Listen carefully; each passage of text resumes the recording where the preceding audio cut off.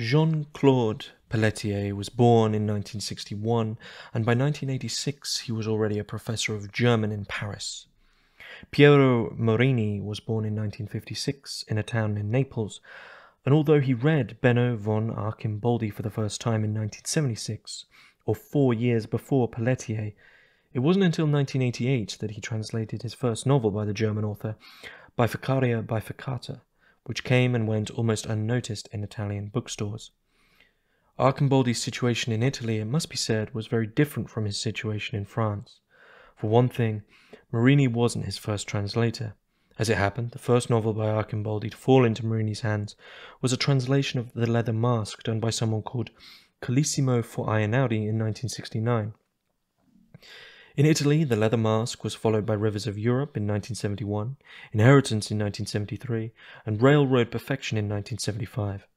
Earlier, in 1964, a publishing house in Rome had put out a collection of mostly war stories titled The Berlin Underworld.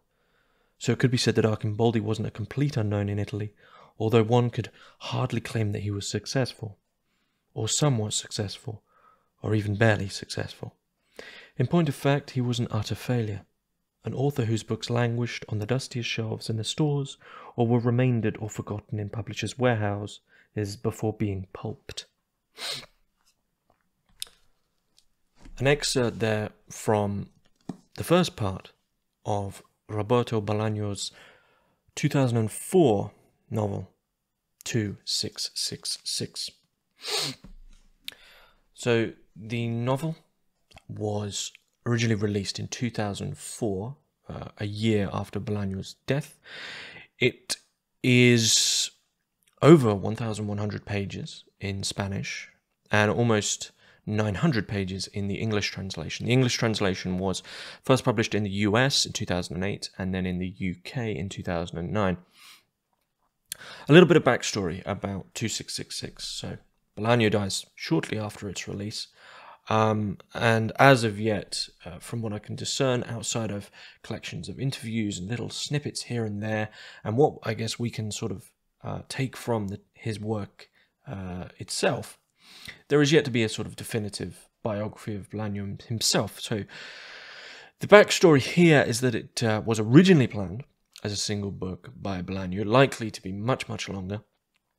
And he then considered publishing it as 5 volumes to provide more income for his children after his death, which he knew was imminent.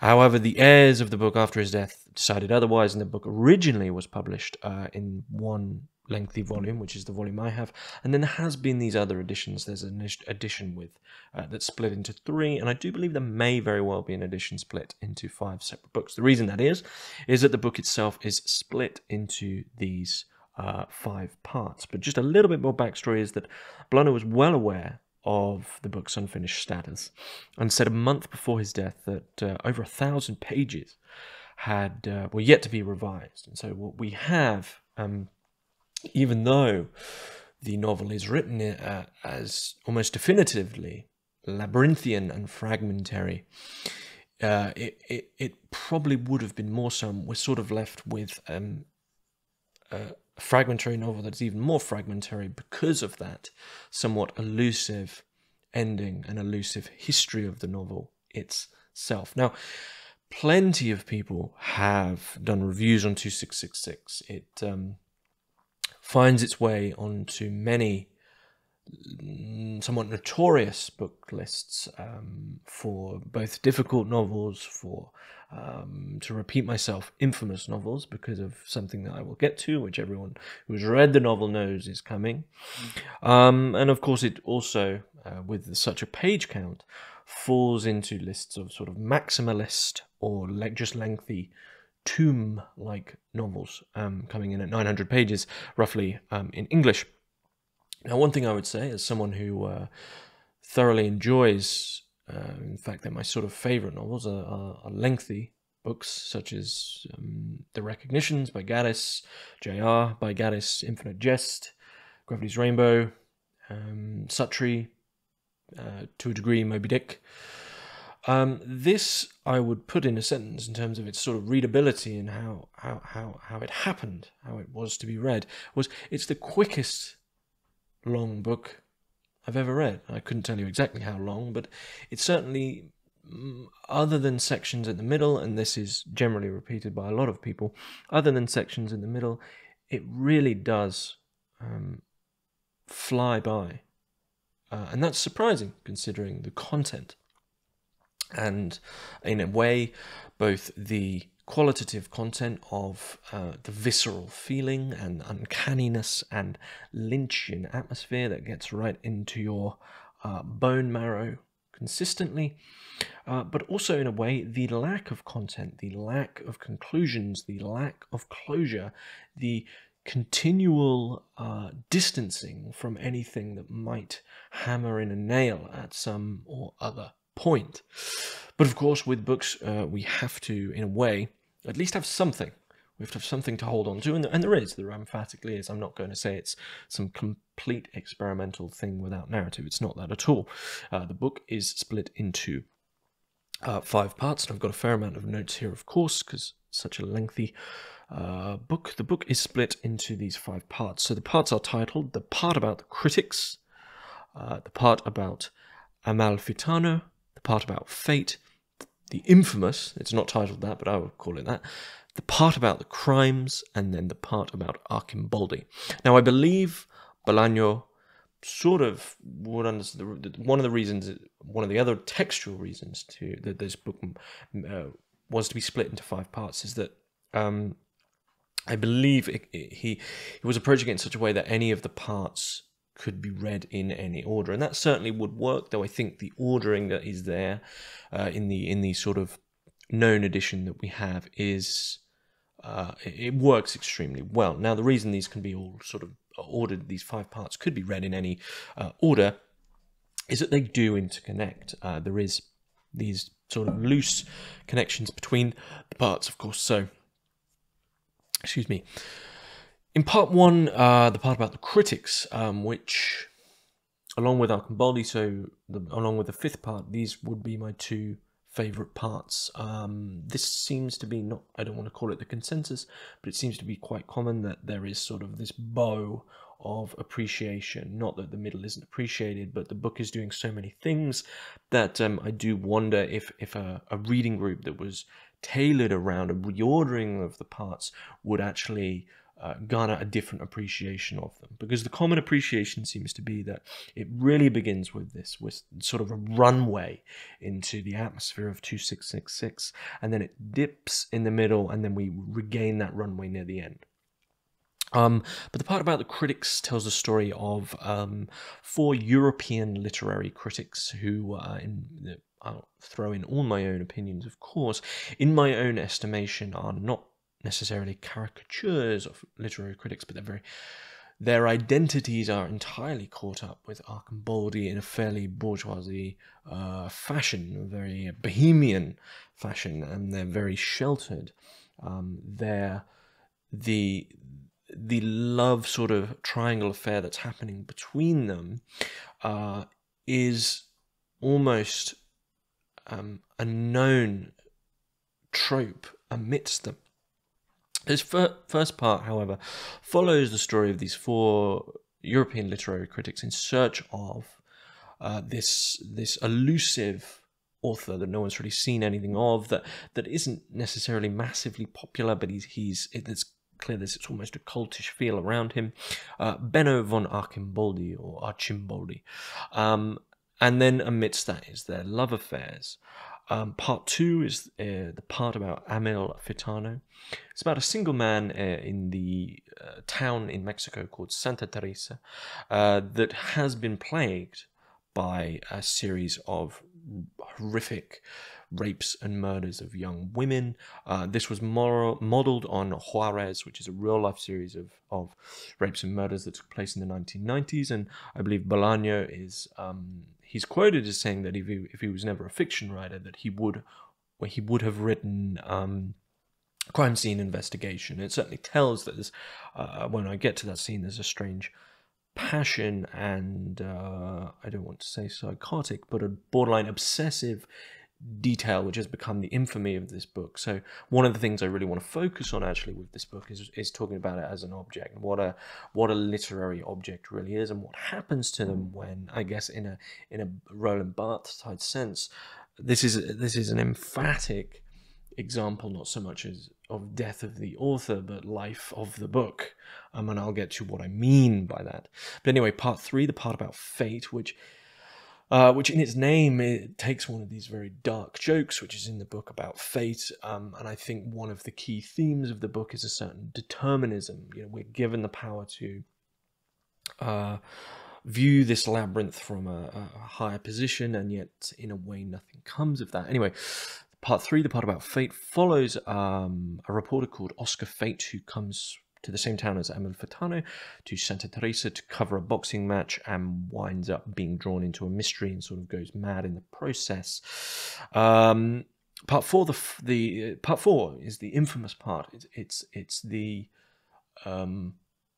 almost post-fictional or outside the text news story that we hear of 2666 as an object of literary appreciation prior to reading the book. Isn't that the book with the hundreds of pages of ceaseless, detailed, medicinal and surgical descriptions and crime scene descriptions of hundreds and hundreds of crimes against women, many of them involving very young women who consistently have been anally and vaginally raped and then murdered, usually strangled.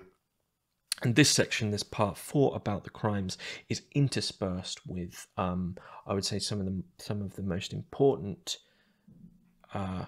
textual fuel for the novel, aside from the crimes, which is doing its own thing, which is a discussion about the sacred and the profane in relation to the reader, and what is actually being built within the text. Finally, we have, and that part is notoriously exhausting. To get through it is a feat in itself. And there's an interesting idea about this being split into really 5 separate novels of what is that part by itself?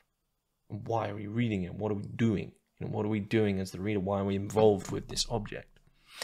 Part 5, the part about Arcambodi, finally tells the readers who the author from part 1, the part about the critics, you know, all these critics involved with who's this guy, Benno von Arcambodi, and they never really find pretty much anything out about him. Finally tells the readers about who he was. It turns out he was a chap called Hans Reiter, and really his past has been built from the war, and there's actually a lot of stereotype and stereotypical, almost autobiographical material in there. I personally think possibly related to someone like Thomas Bernhard, that for me is a bubble burst, and there's the thread that's sort of leaping over the whole book is your fascination with a mythical or cult-like figure, which then Bolaño then goes, well, here you have it all, now what? And then you begin to question what's been overlooked, what's been ignored, what's been taken in. But I'll go through these, and then I will just give my appreciation of the text as I go through and my thoughts, and then at the end I'm going to hone in on what I think the most important scene, the one that stands out for me, that happens early enough that you wouldn't necessarily forget it because it is very important. But I think if any scene in the book as a whole 5 parts, can underline something and at the same time point a finger at the reader, it's the scene within the part about the critics.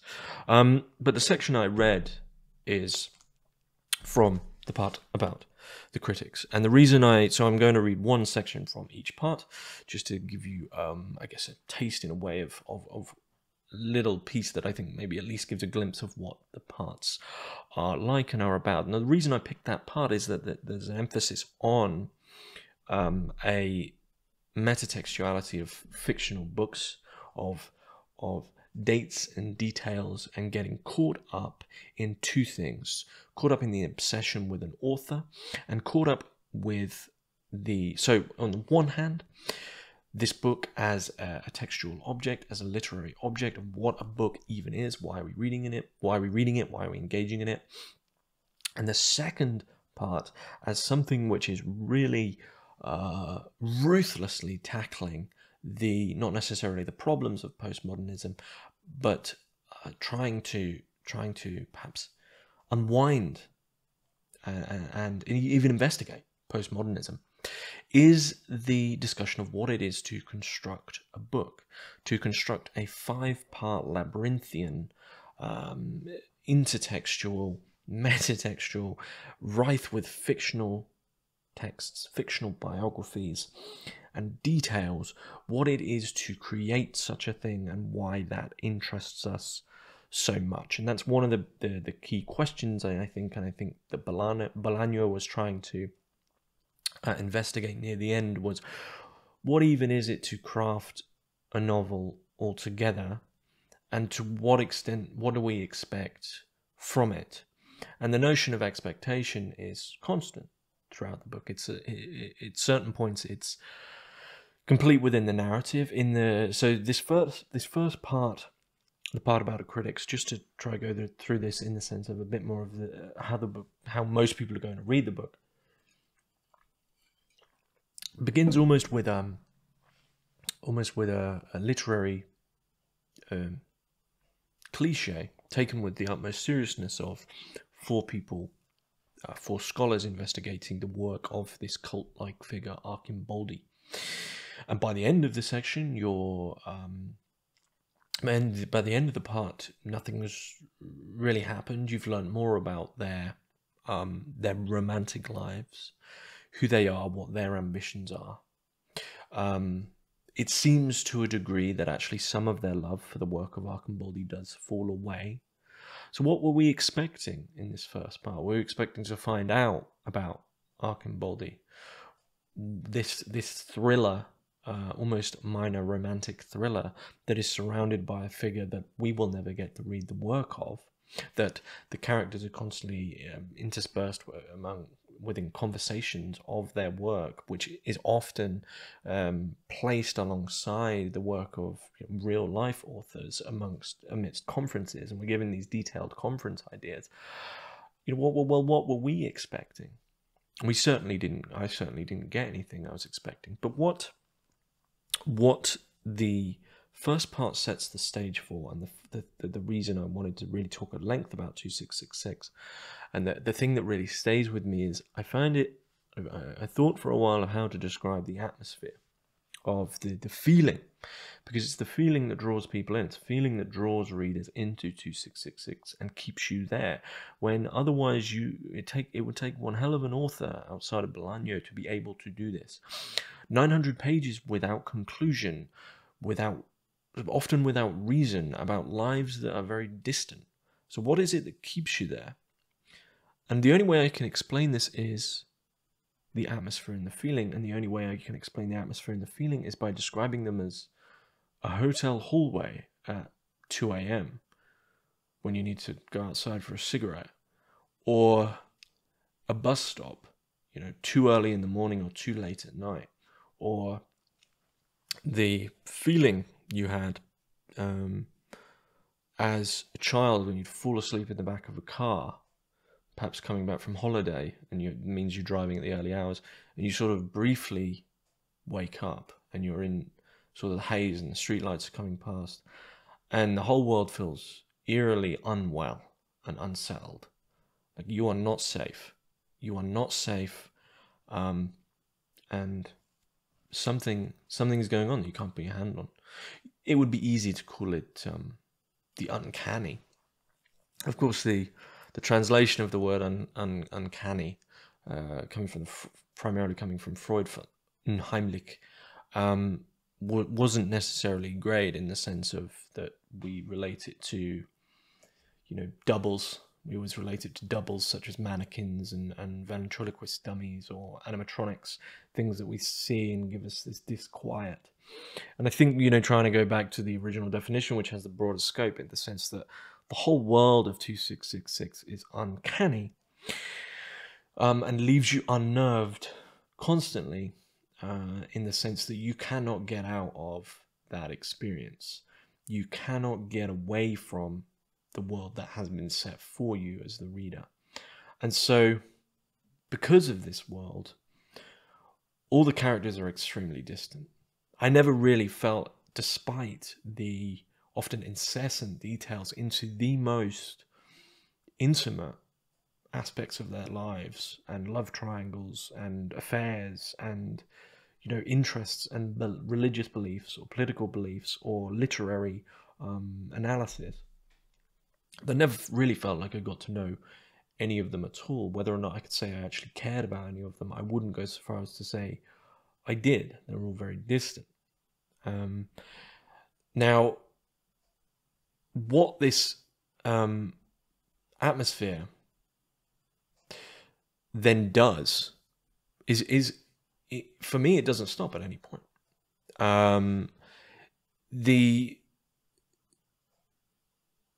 It's extremely difficult to explain why it works and why you continue to be interested in a complete myth. Bolaño's style is, in the first, there is a fair amount of different styles going on between the parts, but the style at the beginning is as far as I'm concerned, very, very simple. It really carries you along. It's almost a page turner, quite strangely, which then brings us into the horror. Before you know it, you're in a horror. You begin in an uncanny, somewhat thrilling romance story to find yourself, as far as I'm concerned, in hell. Before you know it, you look around, stood amidst the book. Maybe you know, it probably happens for different people at different points in the book, but for me it was part 3, the part about fate, especially in this place, Santa Teresa, where the murders, which are always haunting the novel, I mean, they haunt every single part, and we're made aware of them very quickly. You suddenly look around, you realize, my own analysis, my own understanding, this is hell. It's not necessarily fire and brimstone. In fact, it's emphatically not in the material, visual, aesthetic sense. It's not fire and brimstone. It's not demons with pitchforks. I would revert, and some of my reasoning for believing it's hell. I mean, okay, we have 2666.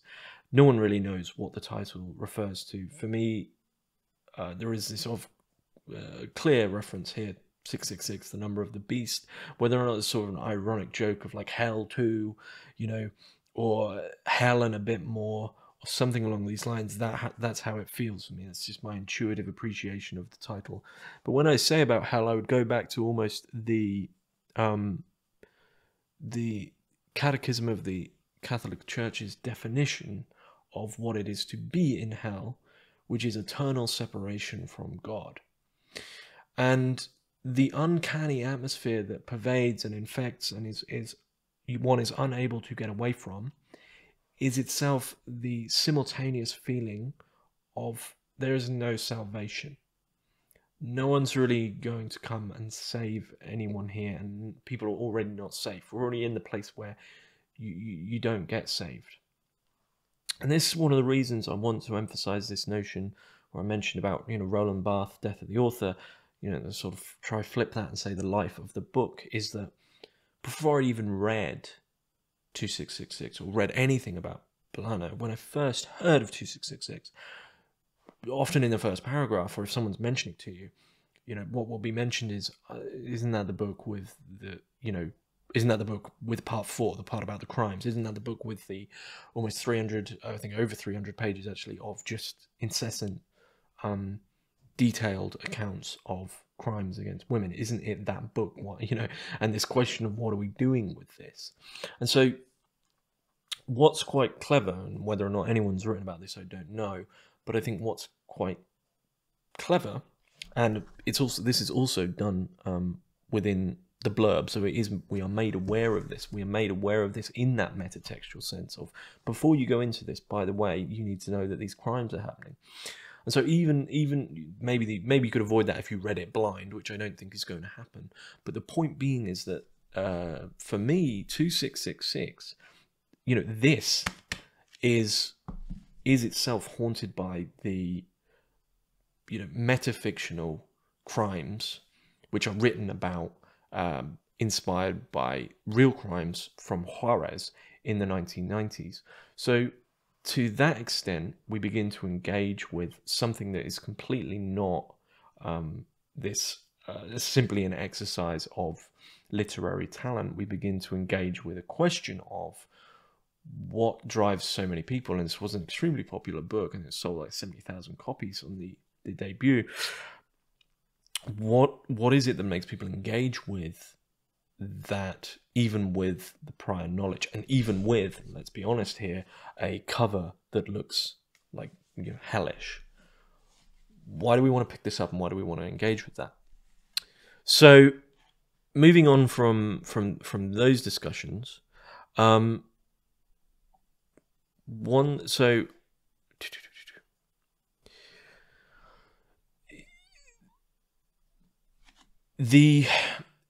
is the question of whether or not, in a way, this book suffers from its own infamy. And I think it succeeds from its own infamy, because you are entering into this world, as I've mentioned. So what this does as we enter into the book, and as we enter into the different sections, is to engage also in further questions of questioning. So behind the scenes of the killings have happened. There's something deterministic about the killings. There's something deterministic about the killings within the world, because we are given, often in the background, more killings have happened here. In each and every section, there is often many references outside of the section about the crimes, many references to the killings. And in that way, they're written there, they're there. That was always going to happen. There's a determinism to the killings, which is often placed in the background, in the same way that when you see old cartoons, you could always tell the thing that was going to be actually animated had a brighter coloring, and then in the background was that sort of dull impasse of the background scene. It's almost in a cartoon, not necessarily cartoonish sense, but in that way, the killings, it's almost, imagine a cartoon that way. You're trying to focus on the cartoon, the bright cartoon that's moving, but behind it, always, even when you're amidst a dialogue between two characters which has nothing to do with this, there is constantly the palpable feeling of deterministic dread, of not necessarily that and another book that I want to relate this to is Cormac McCarthy's Blood Meridian, for other reasons, but in the sense of Cormac McCarthy's Blood Meridian, when eventually you get so used to the killings of the Glanton gang that when they come across a new camp, okay, this is determined, they're going to slaughter everyone here. This isn't that sense. It's not as if it's written in such a way that it's not as if the four scholars in part one, you have this feeling that they're going to get killed, but you certainly have the feeling that they are completely and utterly within the world where that is a definite possibility. And this allows the reader, or at least opens up space for the reader, which isn't always there in other books, especially when you pair it with Arkham-Boldy, which in a way, Arkham-Boldy, this cult-like mythical absolute, in a way, that he should be a two-dimensional trope, like the elusive author, tucked away somewhere, writing these masterpieces that no one knows about, and you have to hunt around Europe for the most minor of textual details, following these four scholars as they do it. Arkham-Boldy and Almost the Murderer are two flip sides to a certain fascination with almost a cult-like morbidity. On the one hand, as we see in the modern day with Netflix dramas such as Dharma, or I don't know, take the serial killer, there will be a 10-part highly well-produced drama about it that we somehow managed to defend engaging in as in entertainment. And then on the, oh, we're trying to get to know, what it is that makes a killer tick, or what it is that why they do their killings, or what makes a monster. Making of a monster is one of the names of one of these things. We would try to defend that in some sense, and I don't think anyone's really been successful in saying, oh, here we go, we've just made £20 million off a serial killer drama. But on the other hand, the sort of positive flip side of this is the same form of investigation into Arkham Baldy, that same mechanism within us, which just intuitively gets interested in, like, why is this person being elusive? What have they done? What are they doing? What are they hiding? What do they want to do? So this constant agenda questioning eventually just overflows into everything, especially in part one, where you also have this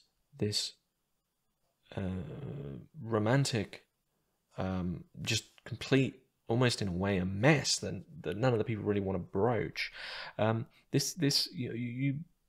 You question everything, because behind the scenes is always this acknowledgement that other things are going on that really are within no one's power. And so the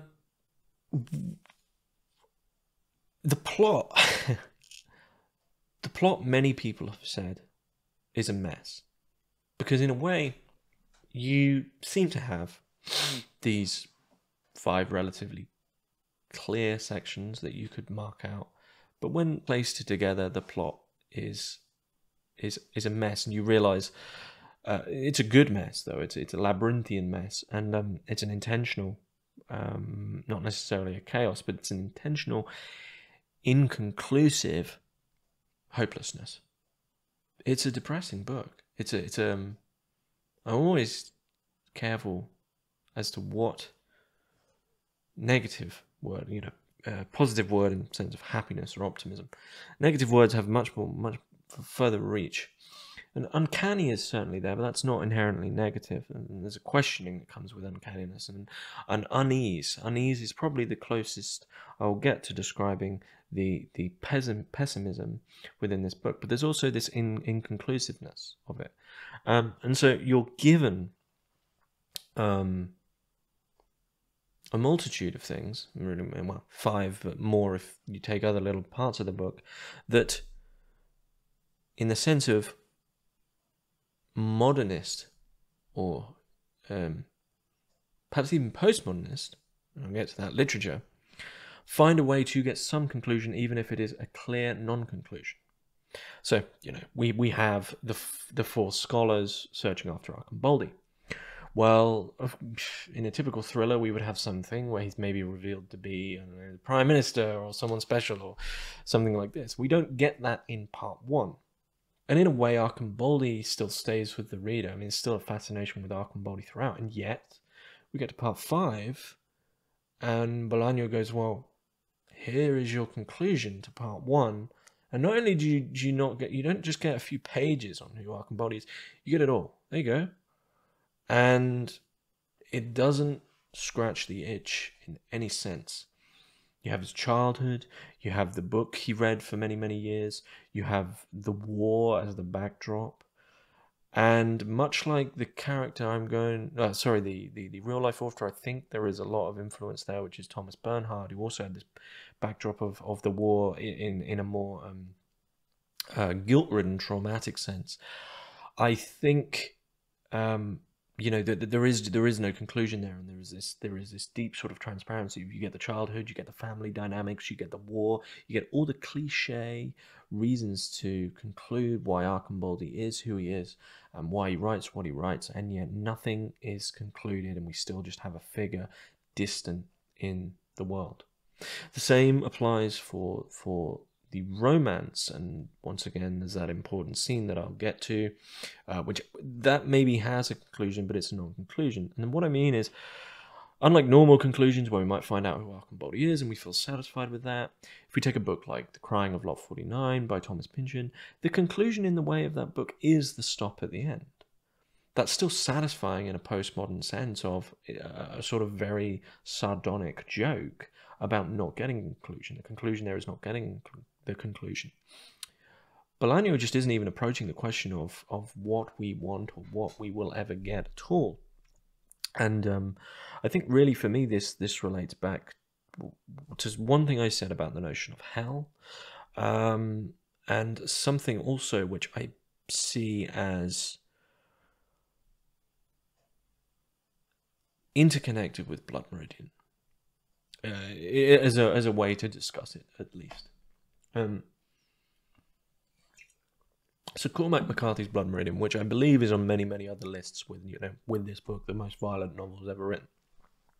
Many people will say that Cormac McCarthy's Blood Meridian is if you turn the Bible upside down, it's an anti-sacred text. It's as if the Bible has been mutated and transformed into an absolute possession and bastardization of the sacred.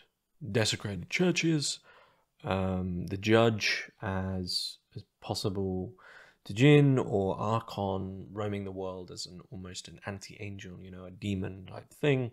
But within that is still an appreciation of the sacred, is still an appreciation of the supernatural, which inherently has within it, the relationship of the book to the supernatural isn't strictly unilateral. It's not solely that the world is entirely evil within Blood Meridian, because at least that relationship between some outside exists, which allows for an opening of, dare I say it, salvation, right? Whether or not and redemption.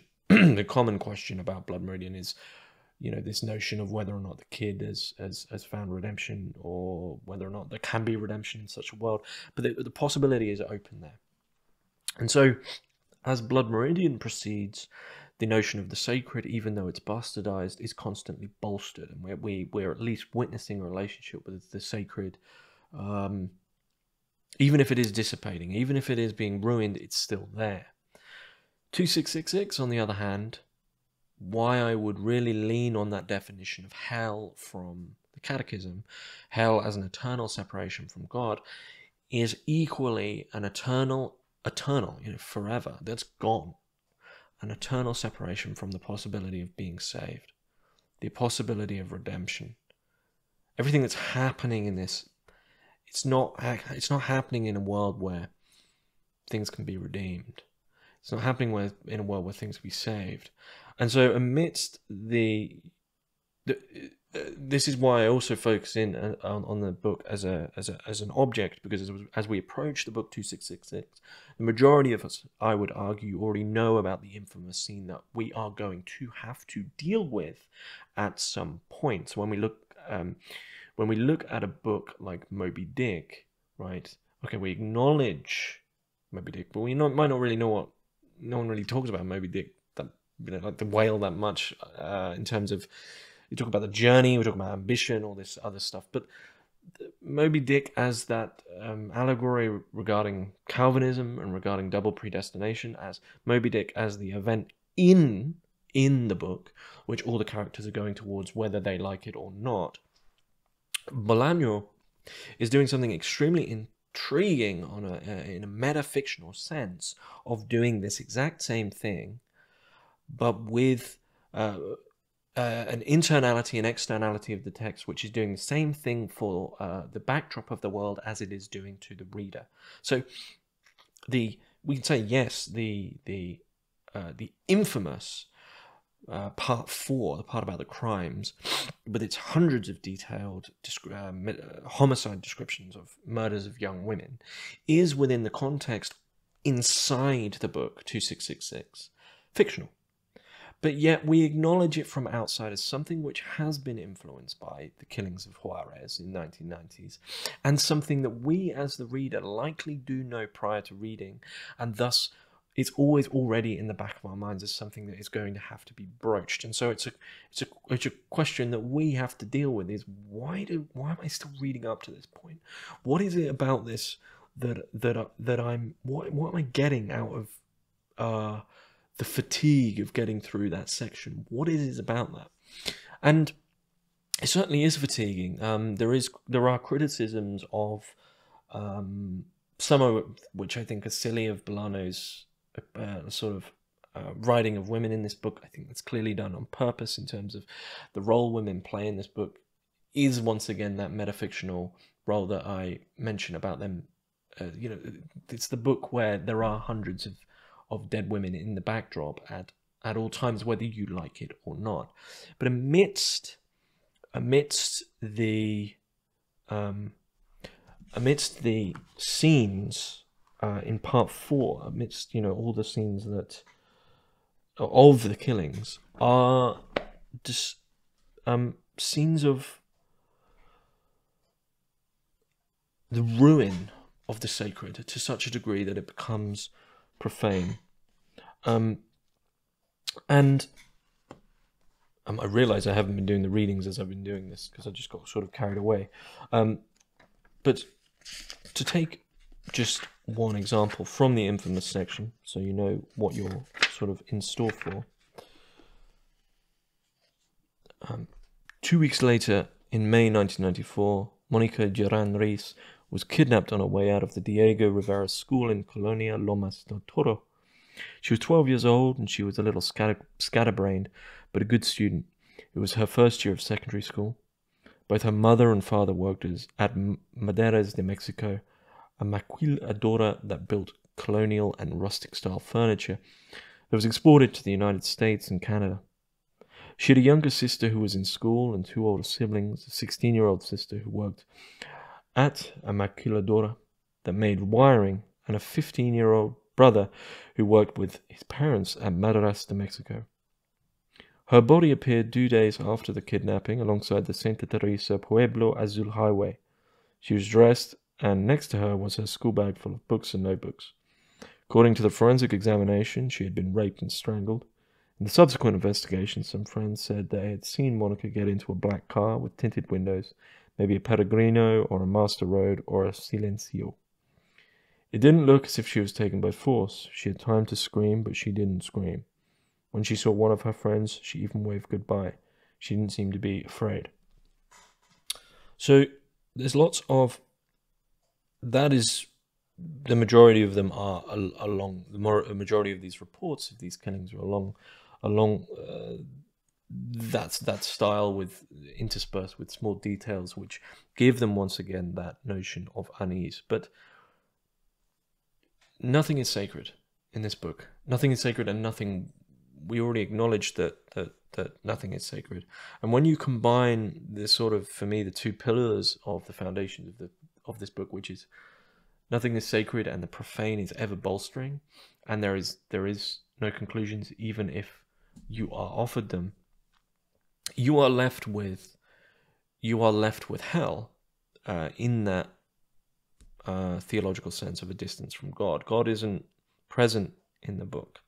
And amidst the infamous section, part 4, part about the crimes, are these subtle hints, in my opinion, about a discussion on that, in the sense that one of the people we see who may be the killer enters a church and is doing something to basically fill up their bladder to almost an unnatural degree, and then go and sit in the church and just let it out and urinate in this very horrible, quiet scenes, and just urinate, which almost like not literally floods, but sort of is so much that there is once again that unease, that disquiet about what is going on, and this complete lack of power.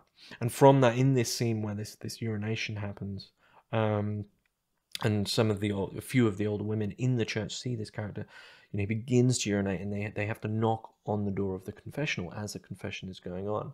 And there's sort of this interjection into the sacredness of the confessional, of the seal of confession in a way being broken, possibly, but this interjection into the sacred, because guess what? Some disgusting, profane, horrible urination is happening in the church, and nothing was ever going to stop that. And instead of perhaps this character just scarpering, he then stabs the sexton in the church, or it might be the deacon, and a further killing happens. And so this deepening of the profane is happening. And with that, however, so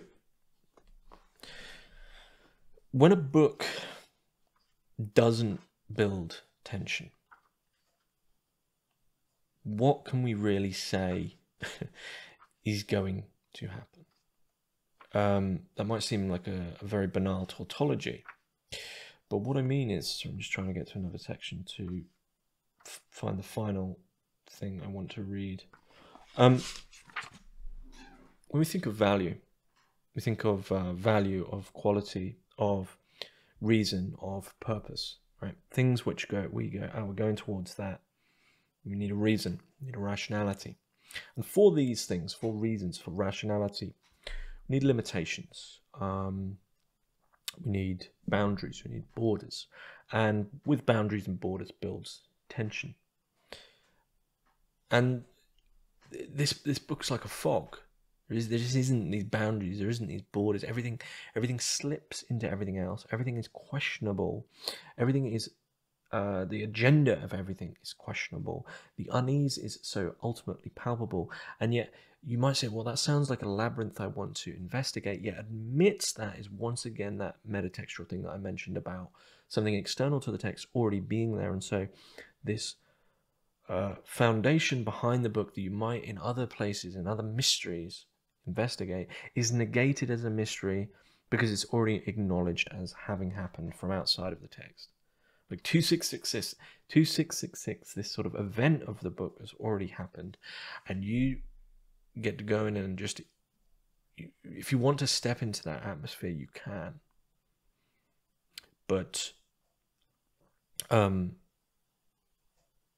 why the question the book proposes many times is why you wanted to do that at all, and why you wanted to be the reader, why you wanted to partake in this world where it's not for you. You can read it, but it's not for you. So the final section I want to read is a section from part 5, and it's about Hans Reiter, who we find is who we find out is Archambaldi, and Hans Reiter. This is about Hans Reiter when he's young, and I felt in a way it was Bolaño's comment on, at this point you've made it 650 pages and you're left with the memory of everything else that's since come. And this is about Hans Reiter, or Archambaldi's childhood. So in 1933, Hans Reiter left school, charged with apathy and poor attendance, which was strictly true, and his parents and relatives found him a job on a fishing boat, which lasted 3 months, until the skipper let him go, because young Reiter was more interested in gazing at the bottom of the sea than helping to cast the nets. Then he worked for a little while as a farm labourer until he was let go for idling, and as a gatherer of peat, and an apprentice at a tool shop in the town of the Fat, and as a helper to a farmer who travelled to Stettin to sell his vegetables, till he was once again let go because he was more of a burden than a help. And finally he was put to work at the country house of a Prussian baron, a house in the middle of a forest near a lake of black waters, where his one-eyed mother also worked, dusting the furniture and paintings and enormous curtains and gobelins and the different rooms, each with a mysterious name of its own that evoked the rites of a secret sect. Where the dust inevitably built up, rooms that had to be aired to be rid of the smell of damp and neglect that crept in every so often. There was also dusting to be done of the books in the huge library, books the Baron hardly ever read, old tombs his father had tended, and that had been handed down by the Baron's grandfather, seemingly the only member of that vast family who read books, and who had inculcated the love of books in his descendants, a love that translated not into reading, but into the preservation of the library, which was exactly as the Baron's grandfather had left it, no bigger and no smaller.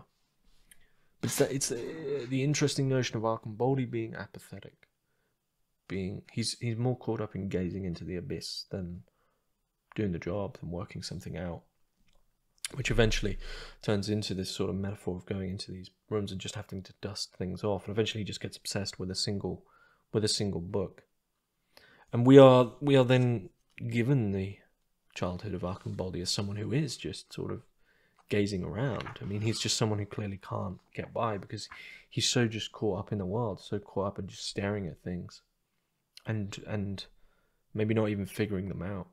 And if you go into this book to try to figure something out, you know, it's already usurped all the tropes that it could have perhaps, quote unquote, successfully achieved in the normative sense of a mystery or a cheap thriller, or even like a postmodern, you know, a sort of like Umberto Eco's Foucault's Pendulum or something along these lines. It doesn't do any of these things. The conclusions aren't there because you've already got the conclusions before you go in. You aren't going to be taken anywhere.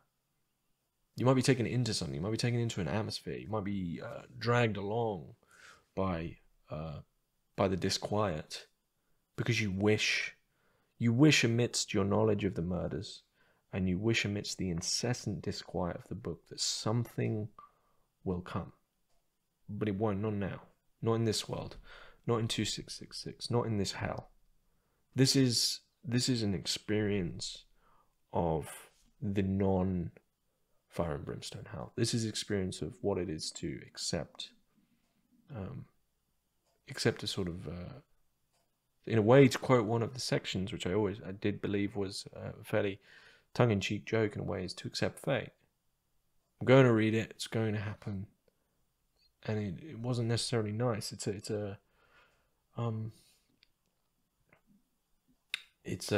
feat to read it and to accept it. And you could get caught up. You could easily get caught up in this labyrinth. But I think it's a labyrinth that, it's almost like an ironic labyrinth which is just completely open. And you could spend time trying to investigate that, but that doesn't necessarily mean you're actually going to get any answers. And any that you are given, they never sell. They never feel right. It's quite remarkable. It really is a remarkable text that it manages to get you somewhere that, for all intents and purposes, why did you want to go there? And how, the question of how Bolaño got you to the end, and why, what drove you. And this is why I want to focus in on what I think is, you know, I don't want to be these people that says this is the section of the book that you have to understand, but it's early on. It's in part 1. You know, it's a question of what's driving people, what's really happening here. The part about the crickets, the part about the critics, and there's a scene where the critics are riding back in the back of a London taxi. And the 3 young academics are there, 2 who are fighting, sort of, they're not necessarily fighting, they've sort of had this agreement of like sharing this woman, and she's fine with it. And there is a lot of criticism about how she's written. She's really written pretty much as an object. And the 3 young academics, so it's 2 men and the women from the academics, who they're discussing their love life, and unexpectedly the cab driver, this Pakistani cab driver, interrupts their very precious references of books and Archambaldi and knowledge. And he sort of says, you know, I don't know all this. I think they're referencing Borges and Dickens. He says, I don't know all this Borges, but he knows what decency and dignity are. And that the woman here present, relating to the one that they're both wildly in love with, was lacking in decency and dignity. And that in his country, there was a word for what she was, and the word was bitch or slut or pig. And it continues. And we have a collision of worlds.